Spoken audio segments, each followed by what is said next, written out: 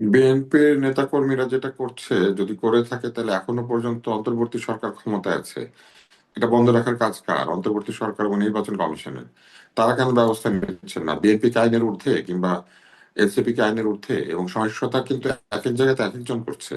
আপনি যদি এখন খোঁজ নেন তাহলে দেখবেন যে যেসব জায়গাতে আহ অন্যান্য দল জিতেছে, সেরকম কিছু কিছু ছোট ছোট জায়গায় ছোট ছোট সহিংসতা হচ্ছে। সহিংসতার এই প্রবণতা আমাদের এই নির্বাচনে সবসময় ছিল, আগেও ছিল, নির্বাচনের পরে সহিংসতা হয়, এটা আমরা দেখেছি। অতএব এটা অন্তর্বর্তী সরকারের দায়িত্ব এই সহিংসতা রোধ করা। আপনি বিএনপি কে কমপ্লেন করতে পারেন, বিএনপি কে বলতে পারেন যে তোমার লোক এগুলা করছে বা তোমার লোক ভালো না, হুম। সেটা ঠিক আছে, কিন্তু এদেরকে আইনের আওতায় আনবে কে? এদেরকে আইনের আওতায় তো আর বিএনপি আনবে না। ধরে নিয়ে যায় কেউ যদি সন্ত্রাস করে, সেখানে আইন শৃঙ্খলা পরিস্থিতি রক্ষা করবে না তারা? শুধু নির্বাচনটা করে ফেলায় কি হয়ে গেল? নির্বাচন পরবর্তী সহিংসতা রোধ করার দায়িত্ব কার থাকে? সরকারের থাকে, নির্বাচন কমিশনের থাকে। জি, সেটা তো একদম সিম্পল কথা, সেটাই হবার কথা, কিন্তু তারপরেও তো দল থেকে ধরুন যখন চাঁদাবাজির অভিযোগগুলো আসছিল তখন দল বহিষ্কার করেছে বা বিভিন্ন রকম দলীয় ব্যবস্থা নিয়েছে। এখানে কি আসলে দল থেকে এরকম ব্যবস্থা নেয়ার কথা না? সেটা আপনি প্রমাণ সহ তো তাদেরকে দিতে হবে, প্রমাণ সহ দিবে। দল এখন ব্যস্ত হচ্ছে কি করতে ব্যস্ত বলেন? আপনি খুব ভালো করে জানেন এখন মন্ত্রী পরিষদ তৈরি হবে, শপথ গ্রহণ হবে, কাকে কাকে দাওয়াত দেবে। হুম। দলের উপরের দিকের লোকেরা তো সব এই কাজগুলি করছেন। এখন যদি কেউ সহিংসতা করে, সহিংসতা একটা ক্রিমিনাল অফেন্স।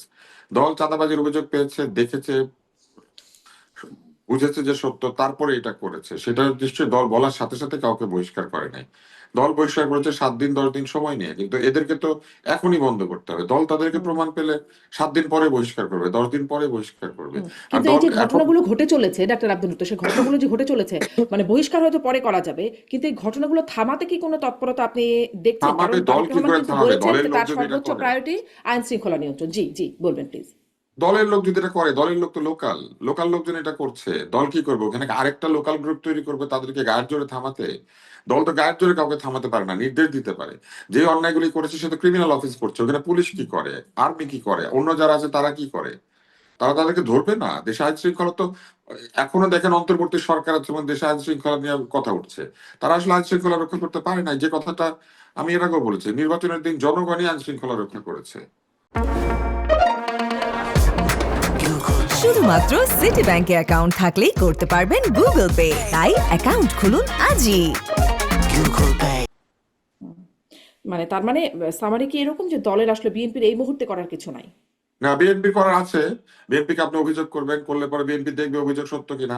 আপনি এখন বলবেন না, সাথে সাথে ও বহিষ্কার করতে শুরু করবো, দেখবে না এই কাজটা হয়েছে কি হয় নাই? এটা দেখতে সময় লাগে না?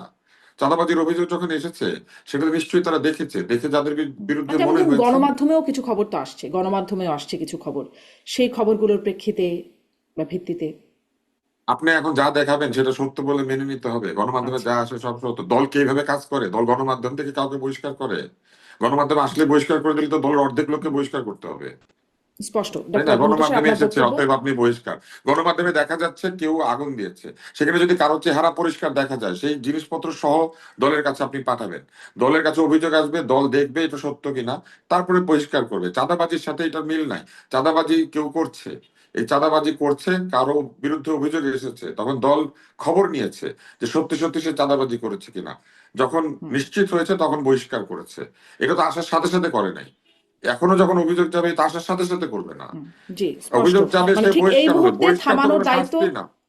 একমাত্র থামানোর দায়িত্ব বহিষ্কার তো কোনো সরকারের, শাস্তি না। বিএনপির খুব কিছু করার আপনি নাই। মনে করেন আমি যে চুরি করে, না না শারমিন, যে চুরি করে আপনার বাসায়, সেও ধরেন বিএনপির সমর্থক হইতে পারে না, আওয়ামী লীগের সমর্থক হইতে পারে না।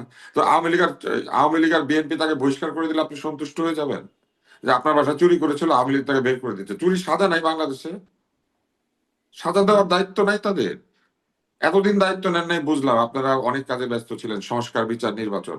এখন তো আপনাদের এই কাজগুলো নাই। এখন অন্তত আইন শৃঙ্খলা রক্ষাকারী বাহিনীকে পাঠান, তাদেরকে ধরেন, ধরে নিয়ে যান, জি, জেলখানায় থাকা অবস্থায় বহিষ্কার হবে।